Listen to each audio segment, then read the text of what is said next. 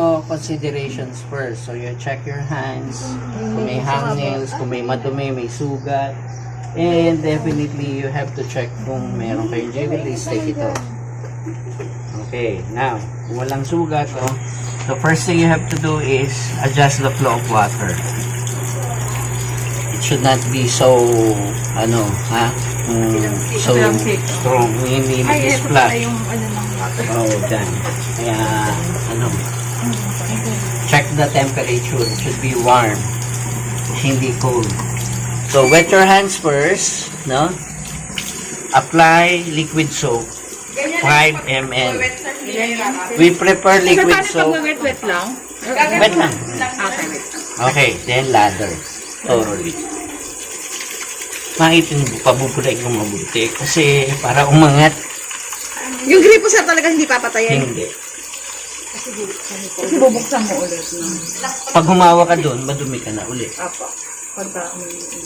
Then do the same thing on the other hand. Okay? So, interdigits. Kailangan kasi malinis na yung mento nyo. No? Same thing doon sa kabila. Okay. Now, clean all. Diba?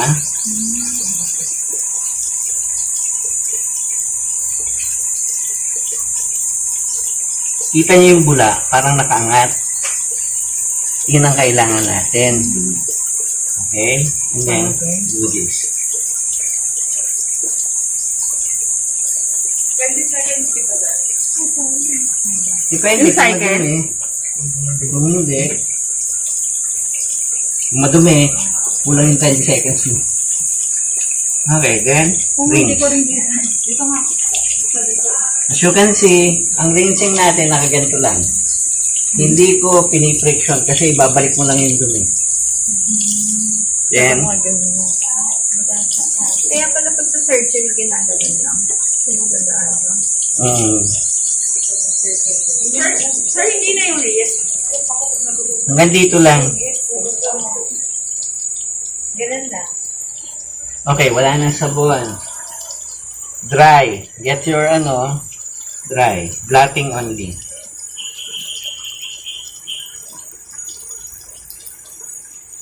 On the other side, yung kabila, then, okay. Para maisara, ito gamitin nyo. So, malinis. Hindi kayo kumapit. Diba? Huwag nyo gaganunin. Oo. Maganda kasi foot.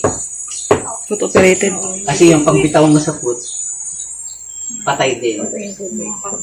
Nasa likod. O kagaya yan dun sa bahay na... Kaya yung sensor, sir. Dun sa bahay kasi namin, pinipindot.